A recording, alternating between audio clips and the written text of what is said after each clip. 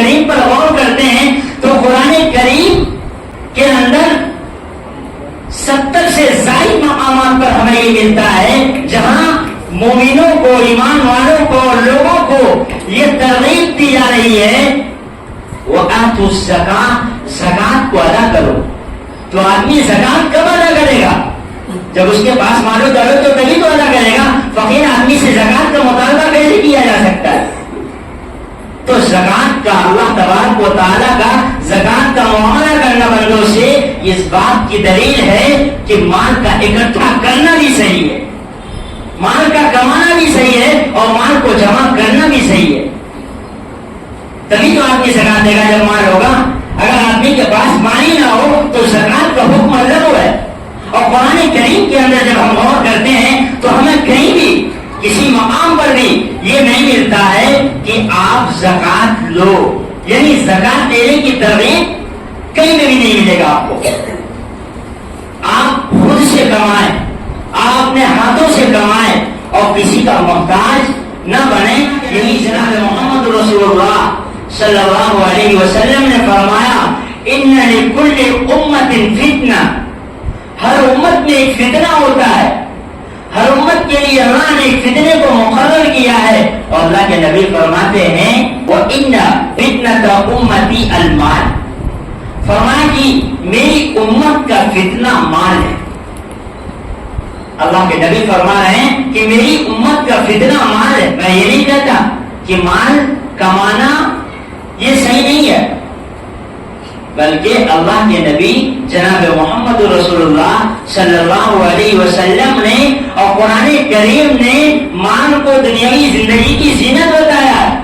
اور اللہ کے نبی نے فرمایا طلب کسب الحلال فریضۃ بعد الفریضہ، مال فی نفسہ خراب چیز نہیں ہے. اگر کسی کے ذہن میں یہ بات ہے کہ مال فی نفسہ خراب چیز ہے تو ذہن کا فطور ہے، آپ غلط سمجھ رہے ہیں. مال فی نفسی خراب نہیں ہے.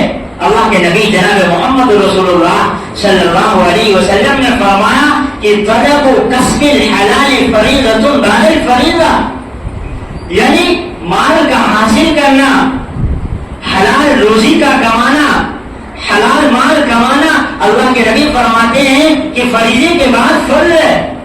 یعنی یہ جو فرائض ہیں جو اللہ نے ہم پر کیے ہیں ان تمام فریضوں کی ادائیگی کے بعد ایک فرض ہمارا یہ بنتا ہے کہ ہم حلال رزق کمائیں اور حلال مال کمائیں تاکہ ہماری ضروریات زندگی جو ہے اس مال سے پوری کی جائے.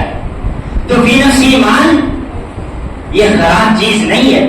آپ دیکھیں کہ عیسائیت میں اللہ کا ولی بننے کا طریقہ عیسائیت میں یہ ہے کہ آدمی اپنے آپ کو بالکل دنیا سے الگ تھلگ کر لے. آدمی اپنے آپ کو اپنی بیوی سے الگ کر لے، اپنے بال بچوں سے الگ کر کے اور دنیا کی تمام عیشت کی چیزوں سے الگ کر کے جنگل میں جا کر اللہ کی بندگی کرے.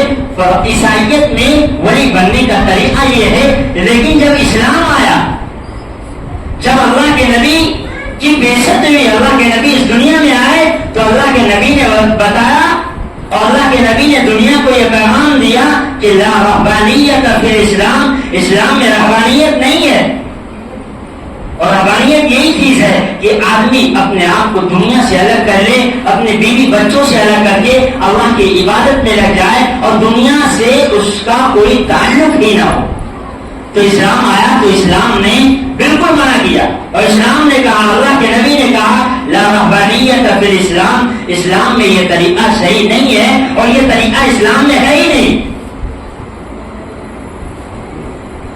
تو مال فی نفسہ یہ خراب چیز نہیں ہے. اگر خراب چیز ہوتی، اگر مال خراب چیز ہوتی تو اللہ کے نبی کا یہ حکم نہ ہوتا.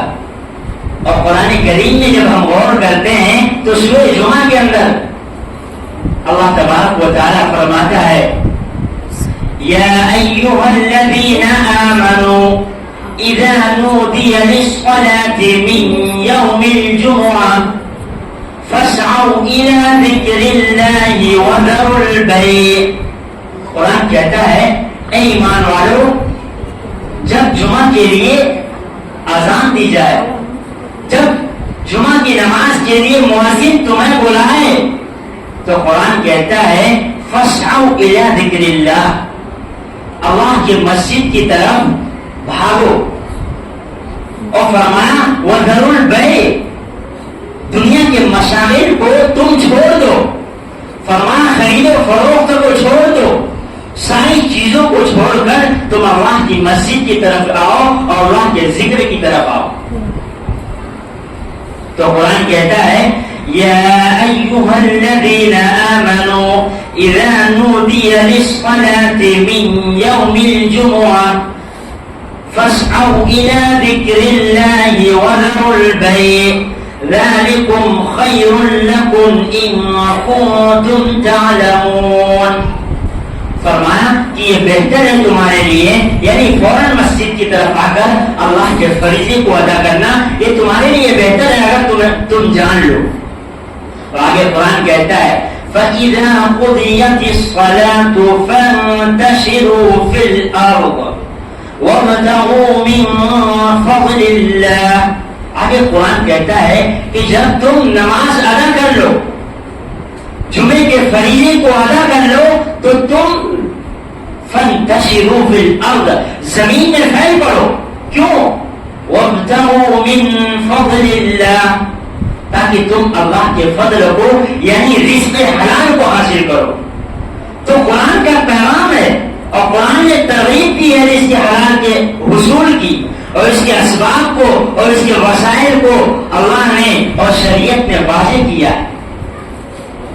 اللہ کے نبی جناب محمد رسول اللہ صلی اللہ علیہ وسلم کا غالباً ارشاد ہے، اللہ کے نبی فرماتے ہیں ما اکل احد طعاما قط، فرمایا کہ کوئی آدمی جو کھانا کھاتا ہے تو بہترین کھانا وہ ہے، فرمایا جو اپنے ہاتھ سے کما کر کھائے، اور فرمایا وَأَنَّ نَبِيَّ اللَّهِ داؤد كان يأكل من عمل يديه، حضرت داؤد علیہ السلام اپنے ہاتھوں سے کام کر کے کھایا کرتے تھے۔